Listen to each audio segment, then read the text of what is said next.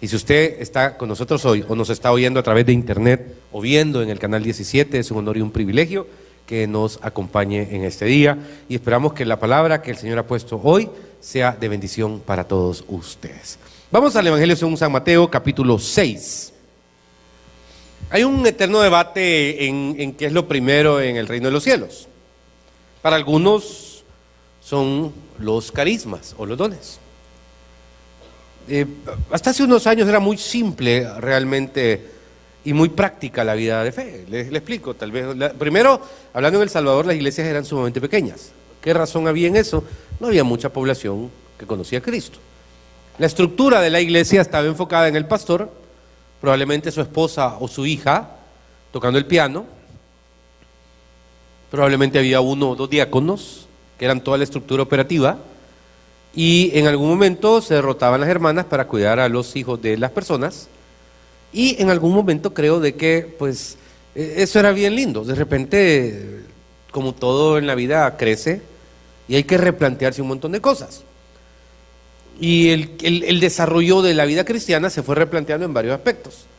Le decía su servidor a un amigo, hoy el pastor tiene que ser pastor, tiene que tener la agenda pastoral, la agenda social, la agenda de gerencia general, la agenda administrativa, la agenda de psicólogo, la agenda de psiquiatra, la agenda de todo. Pero honestamente, cuando uno tiene que replantearse su vida y volver a lo básico, la agenda pastoral debe ser pastor. La agenda del miembro de la iglesia debe ser en lo que usted decida que tiene que ser. Pero ni la suya ni la mía nos debe excluir de las dos cosas que son más importantes que ninguna otra. Y es que usted le dedique buena parte de su vida y de su tiempo a la oración y buena parte de la lectura bíblica.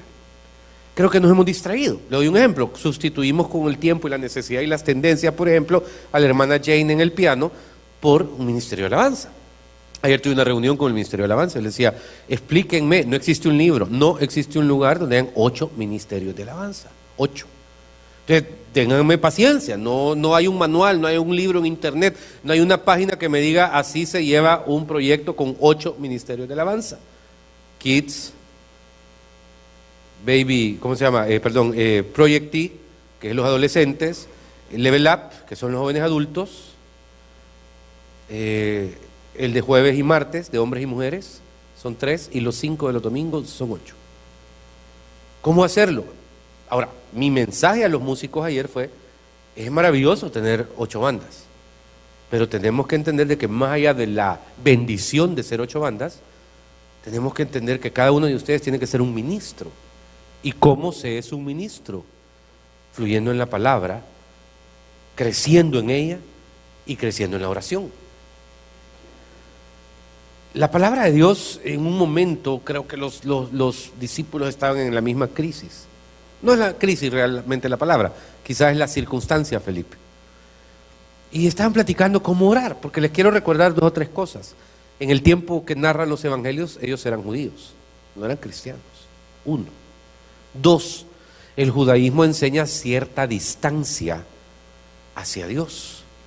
Y de hecho la única manera de tener la paz con Dios es la expiación de pecados a través del sacrificio en aquel tiempo, no en este, de animales. Para darle un ejemplo, o sea, el pecado debía ser expiado por el derramamiento de un corderito, un palomino, dependiendo del pecado. Algunos necesitaríamos algún elefante, pero así estaba establecido. 3, hablar con Dios no existía. Y esto es importante, porque hay veces por nuestro contexto pretendemos que todos los contextos son iguales. Pero algunos hombres en el Antiguo Testamento usted ve que Dios se les aparece e interactúan con Dios, pero tenían que ser hombres privilegiados o con cierta circunstancia especial, Elton. Pero si el hombre normal, el individuo normal no hablaba con Dios, era una rareza que se trasladara esa interpretación. Entonces de repente usted tiene a 12 judíos y a uno que había estudiado el rabinato, era rabino Jesús, tenía una escuela y estaban en el debate cómo hablar con Dios, cómo hacer. Nos da varias lecciones interesantes. Dice el versículo 5, cuando ores, versículo 5 capítulo 6, cuando ores no seas como los hipócritas, porque ellos aman el orar en pie en las sinagogas y en las esquinas de las calles, para ser vistos de los hombres, y de cierto os digo que ya tienen su recompensa. En esa plática, que quizá era tomándose un café a las 5 de la tarde, no nos narra, pero lo que quiero que establezca es que no era así un discurso con micrófono, no, era un coloquio, estaban platicando en medio del ínterin de un partido o de lo que fuera, estaban estableciendo un vínculo y alguien debió haber tocado el tema. Mira, Señor, ¿y cómo orar? Entonces como que Jesús aprovechaba las preguntas así para comenzar a sacar lo que había en él. Y le decía, primero, cuando oren no sean como los hipócritas. Aquí entramos en un debate. ¿Por qué? Porque, hermano, hoy sí existe obviamente la perspectiva de la oración pública. ¿Esa está mala? No. Pero uno tiene que tener cuidado de lo más importante para sustentar una relación con Dios: tu corazón. Porque el Señor te conoce, sos creado por el Señor. Él te inventó. Entonces, en algún momento, todas las motivaciones públicas, privadas e íntimas que puede haber en un individuo, Dios la conoce. Entonces la primera apelación a este discurso es: señores, traten de no tener una doble moral en el discurso cuando hablen con Dios. Traten de ser genuinos. Eso es lo primero. ¿Por qué? Porque a veces por apariencia hacemos las cosas. Y el Señor le llama hipócritas. Hipócrita es una palabra griega que se refiere a actores. En el drama griego, que es tan hermosa, la literatura y la dramaturgia griega, por ejemplo, se dice cuando entran a escena los que van a participar, que pasen los hipócritas. ¿Quiénes son? Los actores. Es la palabra que se refiere a actuar. Entonces, lo que el Señor está estableciendo en un primer punto es: cuidado con actuar. O sea, la palabra hipócrita no tiene la connotación que pueda tener en nuestro contexto ahorita, que le decimos a alguien: sos un hipócrita, porque por un lado, ¿me entendés? No. Actuar. Y el actuar muchas veces es un arte, más bien es un arte. Pero en las cosas de Dios no se puede actuar, no se debe actuar. En las cosas de Dios tenés que quitarte el maquillaje, la base, la crema, la sombra, no sé qué más se puede poner alguien, el tinte, el esmalte de uña, todo. Porque cuando vas delante de Dios, lo primero es ser genuino. Eso ya es una gran entrada. Prefiero a alguien con luchas de pecado, siendo sincero con Dios, hermano, que alguien que pretende no tener luchas de pecado y estar fingiendo delante de Dios. Esa es la primera lección de la oración. Y así hay que venir a la iglesia, y así hay que vivir el día a día. No seamos como los actores, no actuemos las cosas de Dios. Ahora, eso tampoco nos da derecho de criticar a los que actúan. Cada quien con su rollo, cada quien en su mundo. Todos en algún momento tenemos una manera de ser un tanto diferente a la de otros, pero siento que le damos demasiado énfasis a cómo son o no son otros y nos olvidamos de nosotros mismos. La vida de oración es eso. 2, en el diálogo, en el versículo siguiente, hermano, dice algo en el 6 radical: mas tú, cuando entres en tu aposento, cerrada la puerta, ora con tu Padre que está en secreto, y tu Padre que ve en lo secreto te recompensará en público. Aquí hay dos cosas bien interesantes, porque antes de establecer, les dice: miren, se puede orar en privado. Ahora, los musulmanes, ¿hacia dónde oran? Hacia la Meca, ¿verdad? Dirección a la Meca 5 veces al día. Los budistas, no sé, cada quien tiene su manera estimada de llevar una vida de oración. Pero los cristianos, los que tenemos a Cristo como nuestro Salvador personal, no tenemos que enfocarnos en un lugar, simplemente en la presencia de Dios. Y la presencia de Dios, ¿a dónde es? Físicamente es en el cielo, lo sabemos. Pero cuando buscamos en la intimidad, con el corazón no actuado, la oración y la vida de devoción, ahí se establece la presencia de Dios. Creo que un cristiano vive demasiado cargado por no ir constantemente a la presencia de Dios. Y esto no tenés que viajar a Tel Aviv, no tenés que ir a peregrinar a algún lado. Y te está diciendo: busca un lugar privado. Esto es radical, porque escucho gente que me dice: no, Dios está en todos lados, yo puedo orar en cualquier lado. Por supuesto, si puedes ir de camino a Santana, camino a Chalchuapa, camino a San Miguel, y puedes ir platicando con Dios. Pero esto no te debe evitar tener en algún momento tus propios espacios con Dios. ¿Por qué me siento tan mal? ¿Por qué me siento tan débil espiritualmente, Richard? ¿Por qué me siento tan cargado? ¿Por qué me siento tan cansado, José? Solo te estoy dando una idea. Puede ser que en algún momento esa fatiga y ese cansancio sea porque en algunas cosas estás luchando con Dios. y no tenés una vida de oración con el Señor. Y creo que necesitamos nutrirnos de esa vida de oración más, y entre más sea la prueba, entre más sea la dificultad, entre más sea el problema, tenés que crear esos espacios. Esos espacios tal vez no van a traer una respuesta inmediata, pero te van a ayudar a sobrellevar las crisis. Tal vez no van a tener una reacción rápida, así, hay veces sí. Pero sí o no, que cuando más crisis tenemos en la vida y buscamos más la vida de oración, de alguna u otra manera nos hacemos más fuertes. Cambiamos la perspectiva de las cosas. Y esto es importante en este discurso alrededor de lo que estamos por ver, porque ellos, aunque estaban a la par de un rabino y tenían una cultura judía, no tenían el hábito de relacionarse con Dios. Entonces, el primero les da esos dos tips o maneras de verlo. Luego, bueno, les está diciendo que el Padre le va a recompensar. Ya vamos a ver la palabra Padre, qué connotación tiene en el judaísmo. Versículo 7. Y orando, dice el texto, no uséis vanas repeticiones como los gentiles, que piensan que por su palabrería serán oídos. Hoy los evangélicos han desenfocado este texto. ¿Por qué? Porque, hermano, al menos a mí me encanta que la tercera generación de cristianos evangélicos no tiene el fósforo encendido buscando con qué pelear con otras religiones cristianas. Y eso es muy importante. ¿Por qué? Porque este texto no está enfocado a otras religiones cristianas. Está hablando un judío, les recuerdo. Y está hablando un judío y está planteando algo bien interesante. Y una tercera cosa, antes que les enseñe cómo orar, les dice, tengan cuidado de qué, de hacer repeticiones vanas como los gentiles. ¿Quién es un gentil? Un gentil es para los judíos cualquiera que no es judío. ¿Y a quién se refiere tácitamente Jesús? A los griegos. ¿Por qué? Porque en ese momento, aunque Roma estaba sustentado como el poder político natural en todo el imperio, era parte, Judea se llamaba en ese momento, y como parte del imperio romano, tierra de judíos quiere decir Judea, es un término que se terminó cuando fue destruido el templo, pero les está diciendo algo bien interesante, porque le dice, miren, ¿saben qué? No hagan vanas repeticiones, no hagan esto. Pero se está refiriendo a la elocuencia de la articulación. ¿Por qué? Porque el griego, aunque el romano para hacer de la JAI tenía que hablar griego, por ejemplo, no necesariamente latín. El romano, aunque dominaba, es como que dice Estados Unidos, pues Estados Unidos domina, pero el que habla francés, el que ya cuando habla francés ya está en otra liga. Desde la misma perspectiva, era el hecho de decir, tengan cuidado. ¿Por qué? Porque hay mucho judío que quiere imitar la cultura de los griegos. Hay muchos judíos, les está diciendo, que quiere parecerse a los griegos. Diserta en latín y en griego, habla tal cosa. Entonces traen esa manera de vivir a su vida de oración.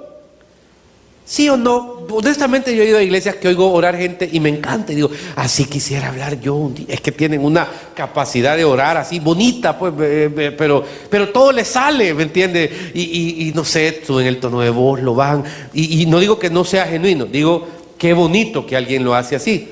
Hay veces yo he tratado, hermano, y me sale, pero por otro lado. Y un día por querer imitar a alguien en una iglesia que no es esta, vea, porque... querer imitar, salí pero con la cola entre las piernas. Y me acuerdo que cuando venía en el carro venía molesto con él y le dije, Señor, ¿por qué no me respaldaste? ¿Por qué no permitiste que yo fluyera de la manera esa? Porque no es tu don, me dijo. No es tu don, si vos tenés otros, que otros anhelan.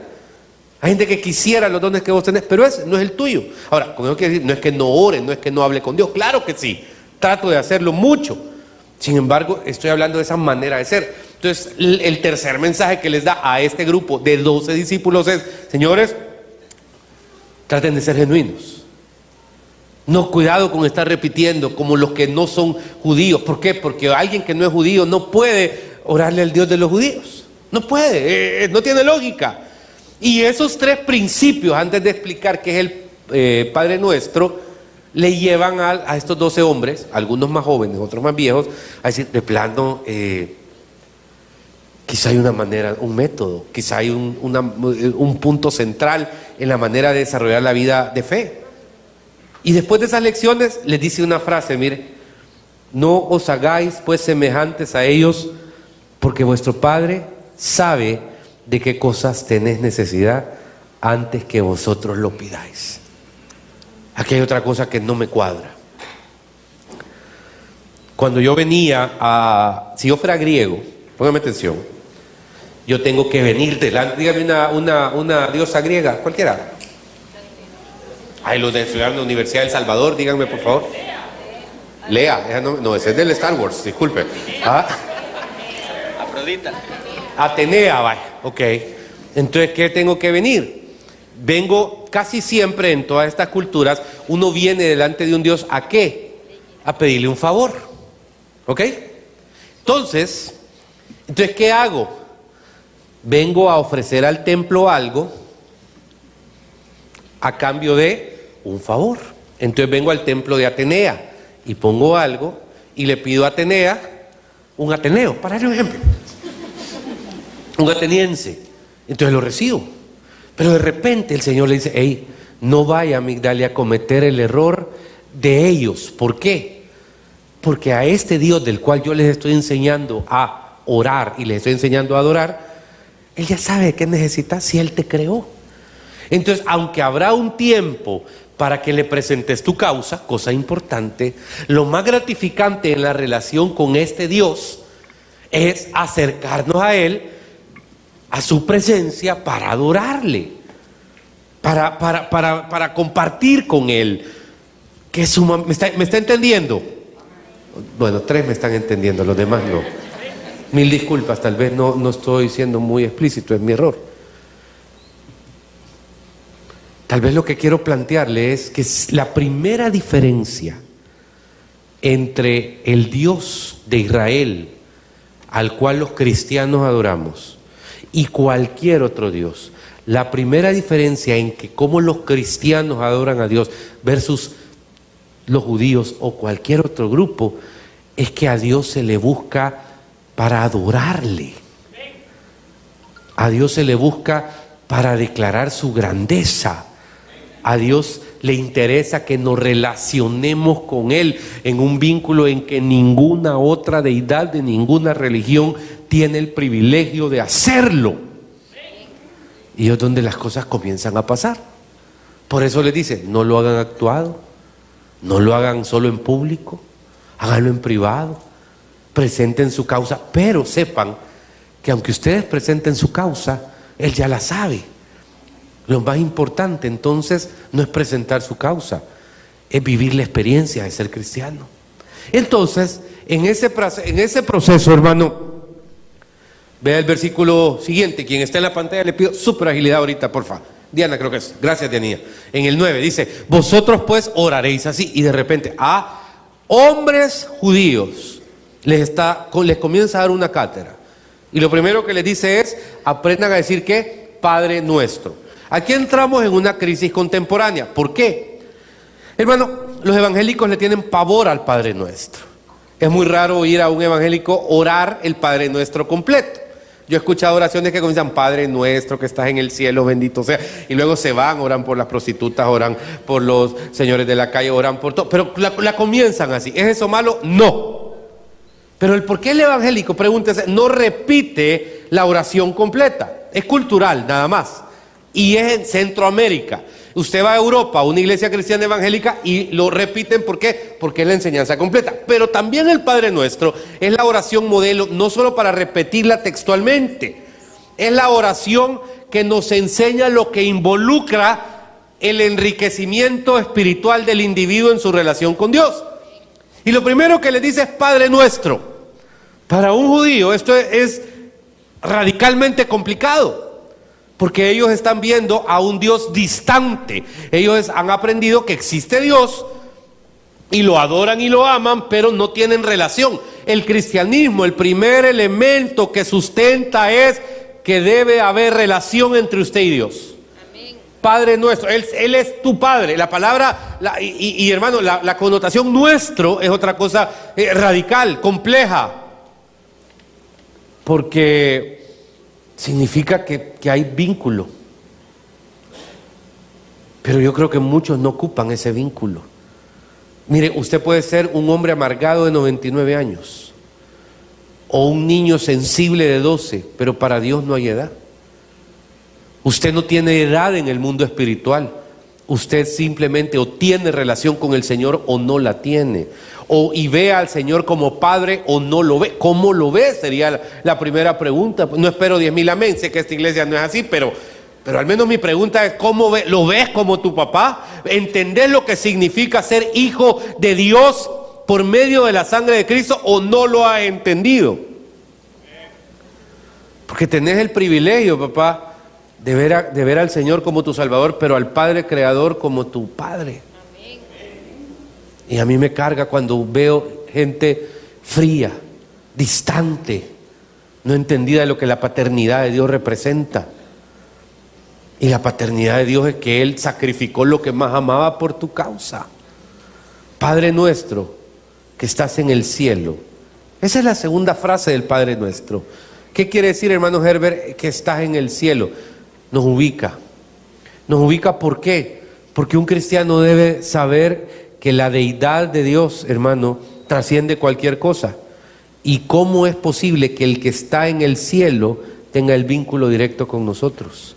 ¿Cómo es posible que aquel que tiene control del cielo y de la tierra y de todas las cosas pueda considerarse mi papá y yo su hijo? Ahora, ¿es complicado o es sencillo entender esto? Porque la Biblia dice que hay que hacerse como niño para entrar en el reino de los cielos. Y en algún momento creo que el ser humano se ha complejizado tanto y no entiende lo maravilloso que es el vínculo alrededor de estar en las cosas de Dios. Es mi papá. Y con mi papá yo puedo tener esa relación. Mire, hermano, como padre, le voy a contar una infidencia. Por ejemplo, a mí me ha encantado cuando, por ejemplo, Pipo, mi hijo varón, me ha buscado por alguna cosa. Un día hace algún tiempo, una cipota lo cortó, era novio de él. Y mire, ver a mi hijo llorando, pero chillando con rabia a las 6 de la tarde en un pollo campero, y no, papá, me cortó. Y yo en el fondo, yes, porque esa cipota no me caía bien, no era buena pieza. Pero esa sensación de ver a mi hijo llorar conmigo porque su novia lo había cortado, es poderoso. ¿Por qué? Porque tiene el vínculo él de ir donde su papá. ¿Captamos el punto? Padre nuestro, es la apertura. Él te está diciendo cualquier cosa: vení, soy tu papá. ¿Por qué te vas a ir a desahogar en otro lugar? ¿Por qué te vas a ir a perder con otra gente? ¿Por qué te vas a ir a torcer con otro lado cuando podés venir a las cosas de Dios? A mi casa y orar conmigo tus problemas. Y cuando me dice que estás en el cielo y santificado sea tu nombre, también se vuelve bien bonito, porque me está ubicando quién es Él. Le he enseñado a usted, por ejemplo, que si usted se encuentra a un presidente, ¿cómo es que usted se debe referir al señor presidente? Excelencia. Si es en primera persona, es excelencia. ¿Qué tal, excelencia? Buenos días, excelencia. Usted ve a un expresidente, dígale: buenos días, excelencia. ¿Qué tal, excelencia? Es la palabra. ¿Por qué? Porque porque ese término lo sigue ubicando, y un cristiano es donde debe ubicar a Dios. Te dio la apertura, que es tu Padre, pero al mismo tiempo Él sigue siendo Dios. A mí me mata cuando yo oigo gente que se refiere, por ejemplo, al papá voceándolo. Mira, viejo. Ay, que fuera a mí un minuto, diría yo. Un minuto, ni le pina ni nada lo libra. O cuando se refieren a Jesús como el colocho. Ay. Es que el colocho. ¿Quién sos vos? ¿Quién soy yo para referirme al Rey de Reyes y Señor de Señores como el colocho? ¿Ah? No lo logro dimensionar. Pero perdone, me cae re mal, porque estamos en el mismo cuarto, pero no somos lo mismo. Él es Dios. ¿Ok? Él nos ha dado la apertura, pero sigue siendo Dios. Mal. Como que a mí me diga, ya puede decirme Juan Chocaregancho y no me afecta, pero dígame pastorcito, no le vuelvo a hablar en mi vida. No lo digiero esa frase. El pastor, ya me imagino como que estoy saliendo allá en una... Sí, no, como que es nacimiento de Navidad. El pastorcito Juan Carlos. Dígame como quiera, pero nunca así. Hermano, a Dios se le respeta. Y es lo que está, a pesar de la cercanía, es lo que nos está enseñando ese texto. con respeto. Esta es la casa de Dios. Aquí no somos legalistas. No se levante. Pero qué levantadera hay veces, men. Chica, mano. Sí, aguántese un ratito. Ahorita, espérese. Que falte respeto. Entro, salgo. No, es la casa de Dios. La primera alabanza, hermano. Es la primera alabanza. Nadie he visto que... Dígame qué banda mundana le gustaría a usted ir a un concierto. ¿Cuál? Maroon 5, ok. Ni loco te perdés la primera canción, papá. Estás ahí a las 5 si el concierto es a las 7. Veo las grandes colas, porque hay que estar lo más adelante posible. No importa que 3 horas tarde comience, ahí estás y no te quejas. Pero las cosas de Dios igual merecen mayor respeto que eso. Las colas deberían estar en la primera alabanza. ¿Para qué? Para que el momento en que alguien diga Dios le bendiga, ya está usted en su casa. Porque necesita darle el respeto y la dignidad a las cosas de Dios. Las cosas de Dios no son changonetas. Y a eso se refiere. Estamos cerca, pero tenés que respetar que estás en el cielo. Santificado sea tu nombre. Todos los nombres de Jehová. ¿Qué quiere decir Jireh? ¿Qué quiere decir Shaddai? ¿Qué quiere decir Elohim? ¿Qué quiere decir Adonai? Cualquier nombre establecido en la Biblia del Señor hacia nosotros significa algo. Y en Él encontramos santidad y restauración y restitución. Simplemente. Y luego, ¿qué sigue? Siga un poquito más rápido, por favor, el texto. ¿Qué dice? ¿Cuál era el discurso de Juan el Bautista? Arrepentíos, porque el reino de los cielos, ¿qué? Se ha acercado. Hermano, un cristiano debe tener en su vida devocional diaria el anhelo porque Cristo Jesús venga pronto. Yo escucho a algunos predicadores que dicen: mira, no venga pronto, Señor, porque todavía hay que salvar a los niños en Burkina Faso. Hermano, por más pushing o indiferencia que hagamos, Dios no va a adelantar su venida ni un día, ni la va a trazar un día, porque está establecida. Pero en el cristiano debe haber un anhelo porque Cristo venga pronto. En nosotros debe habitar en nuestra vida diaria ese anhelo del Señor. Me hace falta. ¿Qué momento de su vida, de su día a día usted anhela? Por ejemplo, algunos me decían en el primer culto: llegar a mi casa, estar con mis hijos. ¿Me entiende? A las 3 de la tarde ya están pensando: voy a ir a estar con mi hija, voy a ir a estar con mi hijo, voy a hacer tal cosa. Ok, ese anhelo trasládelo por favor al Señor. Venga tu reino, Señor, ven pronto. El reino es Cristo, Él es el rey del reino. Y hay que tener esa conciencia. Ellos no lo entendían en ese momento. Ellos no sabían de qué estaba hablando en ese momento. No tenía ¿cómo se llama lo que se llena con cuadritos? El rompecabezas armado. Nosotros sí, porque ahora entendemos que es el reino. ¿Cuál reino? Para ellos pudo haber sido el Imperio Romano. Pero no, ahorita venga tu reino, Señor. Anhelamos que venga, anhelamos que estés con nosotros, anhelamos estar un día. Y, hermano, y como en esta iglesia sostenemos la doctrina del rapto, aunque hay un montón de iglesias que ya no la predican, de que un día, dice la palabra, los muertos en Cristo resucitarán primero, y luego los que hayamos quedado, dice, seremos levantados juntamente con ellos para encontrarnos con el Señor. ¿A dónde? En las nubes. Y ese anhelo de decir: Señor, ven pronto, es maravilloso. ¿Quién no anhela que Cristo venga? Es una pregunta confrontativa y fuerte. ¿Quién no anhela que Cristo venga? A ver.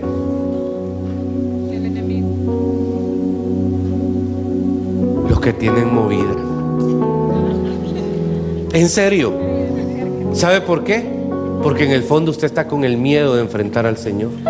En el fondo usted está con el miedo de saber si sí o si no. La salvación es un regalo, la salvación es eterna, la salvación es para siempre. Pero yo estoy bien claro, hermano. Yo sé cuando alguien ha tenido una semana en la que ha estado tirándome piedras. En la mirada se lo noto. Por algún motivo, como no trabajo con computadoras sino que con gente. O sea, cuando estoy platicando con alguien y no, ese ha estado comiendo pastor al pastor esta semana, digo yo en mi mente. No lo digo por vos, te estoy viendo porque con vos comimos tacos un día de esto y me acabo de acordar.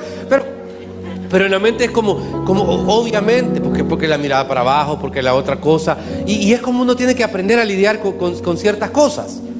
Pero qué necesario es. ¿Por qué? Porque, hermano, yo esperaría que anheláramos la venida de Cristo. Si es nuestra recompensa en todas las cosas. Y eso le está diciendo, venga a tu reino. Y luego le está diciendo, vea, rapidito, versículo siguiente, por favor. Hágase tu voluntad, perdón, como en el cielo, el anterior. Hágase tu voluntad en el cielo como en la tierra. Ok, regrese al 10, rápido, gracias, ¿verdad? Hágase tu voluntad como en el cielo y en la tierra, así también en la tierra. Hermano, aquí hay una dicotomía, porque por un lado nos están enseñando que hay que atar, hay que desatar, hay que romper, hay que conquistar. Nos están enseñando que el enemigo no nos va a quitar las cosas. Y un montón de palabrería alrededor de la vida devocional, hermosa y palabra bíblica. Pero por otro lado, estoy viendo que el Padre Nuestro nos está diciendo, hágase tu voluntad. Para mí ha sido un debate. ¿Hasta dónde debo orar por alguien? Por ejemplo, para que sane. Y la verdad que como pastor he visto gente sanar y he visto gente no sanar. Pero no por los que no han sanado debo perder el ímpetu de orar por los que están enfermos. Porque en la voluntad del Señor puede ser que sane. Esto es importante. Uno tiene que aprender a ocupar todas las herramientas espirituales, pero al final tiene que saber que es el Señor el que decide. Y no me puedo quedar a medio camino, o porque en un momento no pasó lo que quería, porque yo estaba orando por ese contrato y ayuné, hice vigilia y declaré y decreté, pero al final se lo dieron a aquel impío, no me lo dieron a mí. Entonces yo digo, ¿de qué sirve orar? ¿De qué sirve? No. El ser humano, y el católico lo maneja muy bien, el evangélico le cuesta.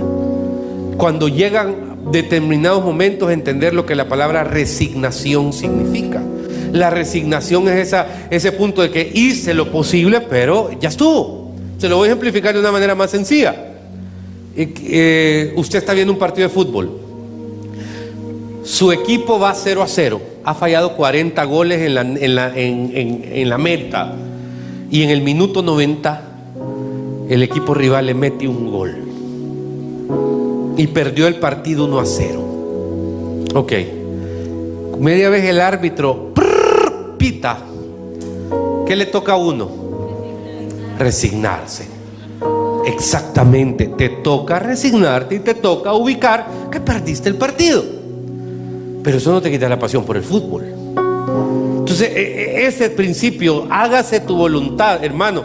Hay gente que vive peleada por Dios, con Dios, por años, por décadas, porque Dios no hizo lo que ellos quisieron en un momento. Si al final la voluntad de Dios es perfecta, y en el proceso no ha pasado quizá todavía lo que querés, pero te estás haciendo fuerte, te estás solidificando.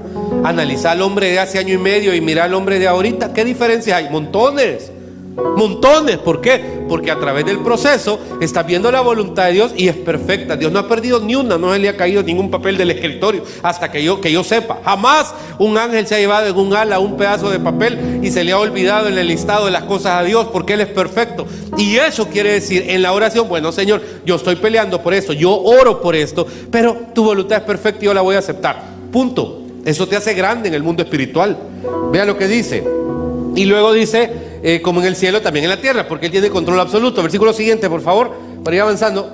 Ay, hermano, el pan nuestro de cada día, dánoslo hoy. Este es complicado, porque vivimos, predicar esto en la época hace 200, 300 años hubiera sido bien fácil, pero vivimos en una época donde todo lo queremos para ayer. Y por algún motivo, lo que el Señor le está diciendo, doña Grecia, es que el ser humano en su vida devocional debe ser sumamente agradecido en el día a día con Dios. Lección, iglesia, tenemos que aprender a depender a diario de Dios. ¿Me está escuchando? Amén. A diario. Y podés tener una fortuna en el banco, pero a diario. El pan nuestro de cada día. Señor, gracias por la provisión. Señor, este día necesito este espacio en mi vida. Señor, este día necesito esto en mi vida. Y hermano, porque cuando un cristiano recibe algo hoy, lección de vida, puedo estar equivocado, pero lo he visto un montón de veces. Cuando un cristiano recibe una recompensa hoy y que es suficiente por 6 meses, casi creo que por 6 meses se olvida de Dios. Y si no por 6, por un mes dentro de esos 6 meses. Entonces es bien complicado, Irene, porque si usted no tiene necesidad en una cosa, tiene necesidad en otra. Puede que financieramente esté bien, pero tiene un hijo en rebeldía. Puede que sus hijos sean un amor, pero tiene un problema en el trabajo. Puede que tenga un problema en el trabajo y sus hijos no tengan problemas en el trabajo y sus hijos son un amor y financieramente esté bien, pero tiene un problema de salud. Es como que siempre es importante que haya algo que nos haga depender de Dios diariamente. Porque si 100% de nuestra vida estuviera perfecta, le garantizo que ni yo estaría aquí, hombre. Ni yo, mire, esto del día a día, al menos como iglesia lo mido semana a semana. Yo no sé cuántos años tenemos en este hotel, pero le voy a decir algo. Hay veces no quisiera que fuera así, pero que yo me acuerde, y aquí está la gente que cuenta ofrenda, nunca nos ha alcanzado un domingo y pagarlo de esa semana. Ni uno, y le estoy hablando, ni uno, para decir, qué chido, nos quedó para pagar el otro domingo. Ay, claro, puede entrar más un domingo, pero hay que pagar otras cosas, planilla, lo que fuera. Pero sí, la iglesia que tiene una cuenta en reserva de $10,000. Nunca la hemos tenido, que sería bonito. Yo y le soy honesto, cuando oigo otros pastores decir, no, es que yo digo, algo estoy haciendo mal o algo estoy haciendo bien, no lo sé. Pero todas las semanas, hermano, el pan nuestro de cada día, dánoslo hoy, es una revelación que al menos donde usted está sentado es testimonio vivo. Porque ni un domingo. Y hay veces como a las 2 de la tarde, la hora es tarde, hay veces 3, 4, 5 de la tarde para mandarme el reporte. Y yo estoy así, mire, pensando, ¿se pudo pagar? ¿No se pudo pagar? ¿Qué pasó? Y comienza eso. Y siempre cuando veo el reporte digo, gloria a Dios. ¿Por qué? Porque, hermano, y te hablo que son 54 veces al año que eso pasa. Y no sé cuántos años tenemos en este lugar, pero cada domingo, o sea, el pan nuestro de cada día, dánoslo hoy. ¿Por qué? Porque es chivo. No sé cómo seríamos si tuviéramos una cuenta de $1 millón guardada ahí, en hold. Estamos invirtiéndola en la industria, no sé, de los cruceros, la iglesia, porque tenemos tanto pisto, hermano, que no tenemos tanto que hacer con él. Debe ser bonito, pero aquí cada semana es un debate de fe y cada semana Dios se glorifica. Por eso creo que usted también debe entender lo que significa el pan nuestro de cada día, dánoslo hoy. Ahora, no me enojaría que un día nos aliviara esa carga a usted, vea, pero hasta este día no ha pasado, hermano. Y vea que sigue más adelante, y este que viene fuertísimo, ¿verdad? Perdónanos nuestras deudas como también nosotros perdonamos a nuestros deudores. Ok, en tu vida cristiana tenés que aprender a ejercitar el perdón. Y el perdón no es con la gente que se quiere, es con la que no te quiere. El perdón es con entender de que el Señor ya te las perdonó y estás en deuda con Él. El apóstol Pablo, cuando llamó a Onésimo y llamó a Filemón, hermano, estaba en ese debate. Fue bien radical porque Onésimo, ¿quién era, hermano? Onésimo era un preso que había caído preso y que era esclavo de un señor de mucho dinero que se llamaba Filemón, pero resulta que Filemón se había convertido a Cristo. Y da la casualidad que Pablo estaba preso y el que llevaron a dormir con él ahí en la prisión era el tal Onésimo. Y un día en la plática, ¿y vos quién sos? Yo soy Onésimo. ¿Y vos? El apóstol Pablo. ¿Y vos de quién sos esclavo? Yo soy esclavo de un señor que se llama Filemón. No moleste Filemón. Filemón es mi chero, le dijo. Y de verdad, sí. Y entonces un día le dice, vaya, hazme un favor, le vas a mandar cuando salgas libre esta carta a Filemón. Y en la carta que decía, mira File, ¿te acordás que me debes a mí la salvación, verdad? Ok, ¿sabes qué? Más me debes vos a mí que lo que este te debe. Así que cualquier cosa que te deba, ponela a mi cuenta. Porque él en sus prisiones ha recibido al Señor como Salvador. Así que no lo vayas a castigar. ¿Cuánto te debe la gente? Hermano, y ahí ves, hasta yo caigo en esa tontera, pues ahí veo a alguien que le he prestado dinero y ahí van mis $40, digo yo, ¿verdad? Porque nunca me los pagó, ¿verdad? O tal cosa, cuál es el problema, una situación, y uno dice, tal persona me engañó, me traicionó, me mintió, pero si uno voltea a ver a Dios, no le debe más uno a Él. Y nos lo anda cobrando el Señor. No lo anda cobrando, porque Él es poderoso. Eso quiere decir, en tu vida cristiana tenés que aprender a identificar, hermano, que tenés que perdonar a tus ofensores, así como el Señor perdona nuestras ofensas. Nuestras ofensas no las saca el Señor. Y vea el versículo siguiente, por favor, ya para ir terminando. Dice el texto siguiente. Gracias. Y este es otro. No nos metas en tentación. ¿Quién mete en tentación? ¿Dios o el diablo? El diablo. Pero ¿por qué dice no nos metas? Porque Él lo dice en la oración el Hijo al Padre. Mire, aquí hay otro debate complicado. Se lo voy a contar desde la perspectiva de Job. Y no me pida que le explique esto. Y por favor, maestro Peñate, un día usted me lo explica, porque yo hasta este día no lo he entendido. Pero había una reunión social en el cielo, dice. Y allá estaba el Señor y un montón de ángeles. Ahí estaban en el gathering, ¿verdad? O catering, como le dicen aquí, creo que fuera, ¿verdad? Y bla, bla, bla, y tomando cafecitos, soda, etcétera. Y de repente llegó Satanás, dice. Entonces en eso el Señor le dijo, mira, ¿no has visto a mi siervo Job? Qué bárbaro, Job, va la que muele, lo máximo, ¿verdad? Sí, ahí estaba perseverando al culto de las 11, llega temprano, es un amor, es un derroche de bendición, ¿verdad? Y Satanás le dice al Señor, sí, le dice, pero ¿por qué lo tenés bien? ¿Cómo así? Sí, ¿cómo lo tenés bien? Si le quitaras lo que tiene, ya ni llegara. Bueno, entonces le dice Dios a Satanás, ok, puedes probarlo, pero una cosa no te permito, que le quites la vida. Entonces de repente le vinieron de un día para otro las 70 plagas de Egipto al pobre Job. Pero perseveró, se mantuvo, creyó, fue firme. Como tenés que aprender que tenés ya la parte, el Espíritu Santo lo tenés en ti para hacer eso.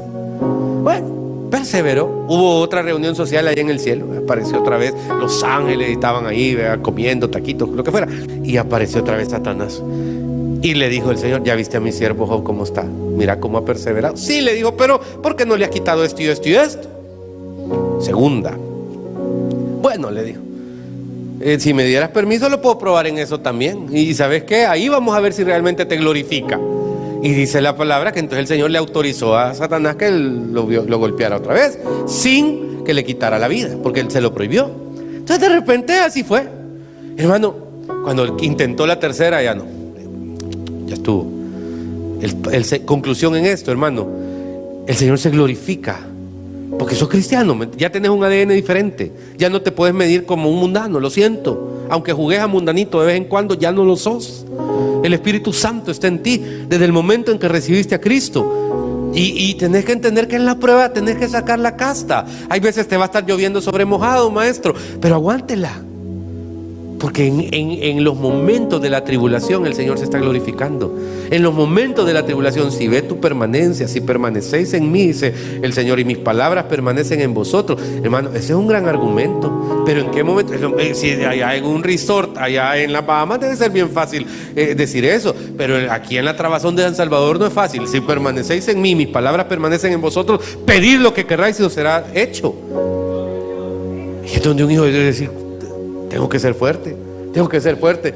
Y esa palabra, no nos metas en tentación, es en algún momento un clamor al Señor. Job no lo tenía, usted lo tiene.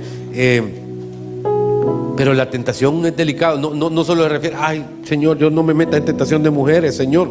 No, tiene que ver con es un poquito más profundo el tema. Y luego dice, mas líbranos del mal. Él tiene la autoridad para librarte del mal.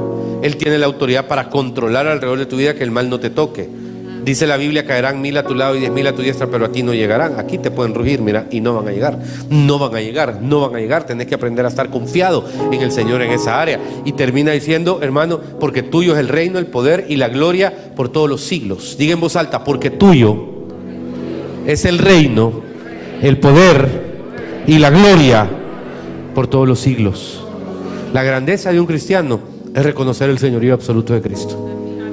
La grandeza de un cristiano, hermano, es no ceder y entender que hay oraciones que uno pone delante de Dios que quizás Dios nunca va a responder porque no le convienen a uno. Pero en el proceso se fortalece tu relación con Dios. Le voy a contar un testimonio extraño.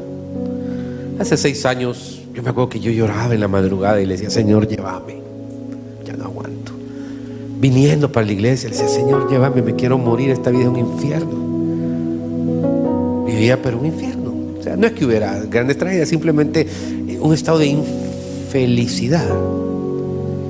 Y era horrible, y yo lloraba me acuerdo que me ponía en el baño, en el espejo, y decía, Señor, me quiero morir, haceme un favor, llévame. Eran tiempos donde si me decían que había una balacera a media cuadra, me iba a meter, hermano. Vivía fuera de la ciudad, tenía identificados los palos donde yo sabía que si a 100 kilómetros por hora me iba a sembrar en ese palo, me morí inmediatamente. Y le decía, Señor, perdóname, no me quiero morir, pero ya no aguanto, Señor, creo que le hago más un bien a la vida y a la gente que amo en esto. Y pasé en ese debate un montón de tiempo. Y le estoy abriendo mi corazón y le pido que sea respetuoso con esto que estoy contándole. Pero era una oración genuina, fíjese. Era una oración bien sincera, no era así malinchista ni pleitista. Era una oración de querer, ya estuvo, que esto se termine. Dios nunca me la respondió. Dios me hizo atravesar un proceso mucho más difícil que haber terminado en un poste o en un palo, perdón. Y ese proceso llevaba tiempo, emociones y un montón de cosas. Pero todo ese proceso tarde o temprano termina, y cuando termina, las recompensas son mayores, pero mayores que el proceso mismo. Y te parás del otro lado y podés cantar el himno de victoria sin ofender a nadie, sin dañar a nadie, solo arrodillarte y decir gracias, Señor, porque de este lado estaban las misericordias. Pero si algo es importante en el proceso, y si estás viviendo uno y te está lloviendo sobre mojado, papá, aguante. Si algo es importante es, haga de la oración su mayor herramienta de vida, y no me lo distraiga ni me la sustituya, ni por servicio, ni por trabajo, ni por atender a los niños necesitados de Burkina Faso, ni por acción social, ni por atender al pastor, nada. Porque tu relación con Dios y de entender lo que es la oración del Padre Nuestro, vas a poder atravesar donde estás y vas a ver la recompensa. Iglesia, cierre sus ojos. Padre, gracias, porque a través del Padre Nuestro podemos entender qué poderoso es sentir que tenemos papá. Frecuentemente me hacen esta pregunta: ¿qué debo hacer para crecer espiritualmente? Lo primero, recibir a Cristo como tu Salvador personal, pues permitiéndole a Él entrar en tu vida, puedes llenar esa parte espiritual que absolutamente nada más puede llenar, solo Él. Recibir a Cristo es hacer una oración diciéndole al Señor: Señor Jesús, te entrego mi corazón y mi vida. Te pido vivir una vida conforme a tus planes y tus propósitos. Perdona mis pecados. Reconozco la cruz como el lugar donde alcanzo perdón de pecados, salvación y vida eterna. Entra en mi corazón. Para crecer espiritualmente, debes hacer básicamente 3 cosas. Leer tu palabra. La palabra de Dios te hablará día a día. La Biblia alrededor de cualquier elemento que estés atravesando. En segundo lugar, que puedas orar, platicar con el Señor de todo lo que te pasa, y también congregar, reunirte con otras personas como tú a escuchar la palabra de Dios y a aprender de Él. En Iglesia Quemuel te esperamos en el Hotel Hilton Princess de la zona rosa de San Salvador. Ven y acompáñanos todos los domingos y permite que podamos abrazarte y estrechar tu mano. Dios te bendiga.